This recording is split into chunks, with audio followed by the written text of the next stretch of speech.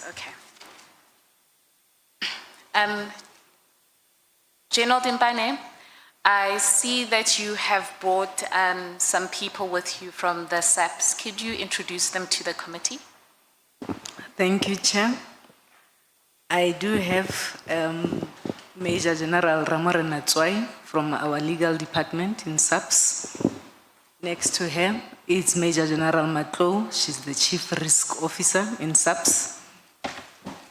Then I have Brigadier Fansel. He works in my office and responsible for budget management in my office. Then I have Warrant Officer Lekau, who is assisting me with driving as well as protection duties for the CFO.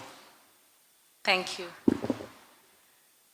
General Dimpane, maybe as a way of kicking off, you stated paragraph 7 of your statement that you joined the SAPS in 2007 as a lateral hire. Can you talk us through your background and how you got to be the Chief Executive Officer? Thank you, Chair. I joined the South African Police Service in 2007 as an internal auditor. It was an appointment that is called a lateral appointment. At that time, I was a senior superintendent. The current rank is a colonel. And I worked in the Free State when SAPS was establishing its internal audit units across the country. I was then appointed to head the unit in the Free State province. I was promoted as a brigadier to then head the finances in that part of the province. It was a provincial head finance. And I then also until 2015, I headed the finances in the Free State SAPS. In 2015, then I got an opportunity to be appointed in a provincial government department, still in the Free State as a CFO. The post that I only occupied for a year, and then I was reinstated back in SAPS in 2016 as a Major General, occupying the post, then it was called the Deputy Provincial Commissioner responsible for physical resources, until 2019 when I was promoted, took up the post of the Chief Financial Officer in head office in Pretoria. Thank you. At the time of your appointment as the Chief Financial Officer, who was the National Commissioner at the time? It was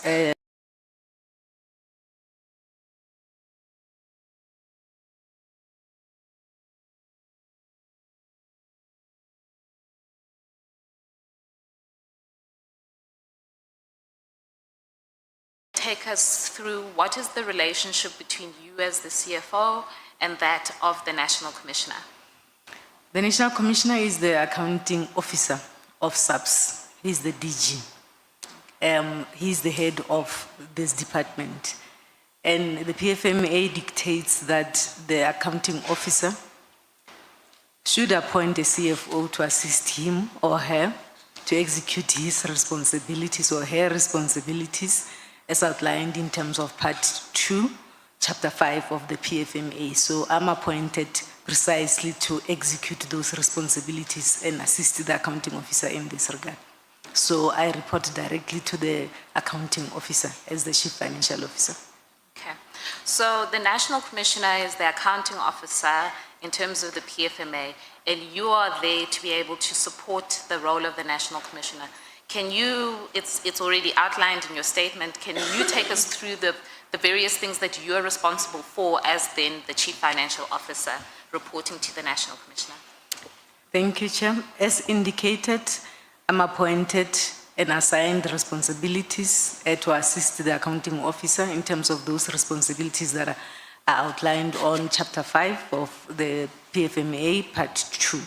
My responsibilities include budget management. I oversee the budget of the entire SAPS, expenditure management for the entire organization across the country, bookkeeping as well as reporting the financial statements are my responsibility.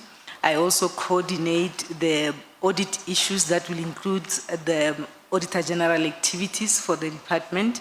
I'm also responsible for compensation services. This is managing the issues such as salaries, debtors, allowances for the entire organization. I'm also responsible for internal control, as well as issues that talks to governance. I participate in the audit committee. I also chair the combined assurance. I worked very closely with the internal auditors, including the Office of the Chief Risk Officers. All the governance structures I am responsible for or oversee, because to assist the accounting officer in terms of the duties that are outlined in Chapter 5. Okay. So just taking you now to paragraph 8 of your statement, do you want to just maybe, if you want to read it into the record, you wanted to clarify really what is your role with regards to the approval of expenditure and so on? You can read it from the record or you can explain. Yes. While I oversee financial operations, it is crucial to understand that my role does not extend to operational decisions. Operational decisions are taken by the relevant program managers that are responsible for operations and ultimately with the National Commissioner. I am not responsible for contract awards, or I do not have any direct involvement in supply chain management prior to the recent changes in terms of the structural changes. My function is to confirm that funds are available and to ensure that there is compliance to financial prescripts. I do not approve expenditures in the sense of initiating specific projects, task teams. Instead, I make recommendations as well as ensure and confirm financial viability. The only approvals I make relates to the activities that are within my division. My division is called Financial Management Services. So as I understand what you're saying from paragraph 8 is that you are responsible for at least the definition of financial management services. Yes. But in relation to things such as contract awards or what operational decisions are taken, those operational decisions sit elsewhere, is that correct? Yes. Historically, the division supply chain management was not integrated into the CFO's office. This is a separate division that is managed by Lieutenant General Fani, who is currently the divisional commissioner, and he reports directly to the National Commissioner. However, I wish to state that since May 2025, a new organizational structure has been approved, and this organizational structure then amends the reporting lines of the division supply chain management to be reporting directly to the CFO. However, this new organizational structure is yet to be implemented. This is pending processes that are unfolding gradually within the relevant restructuring committees. The implementation is ongoing and gradual. Therefore, for most of the period under discussion, supply chain management was a distinct function and it remained so pending the integration. My current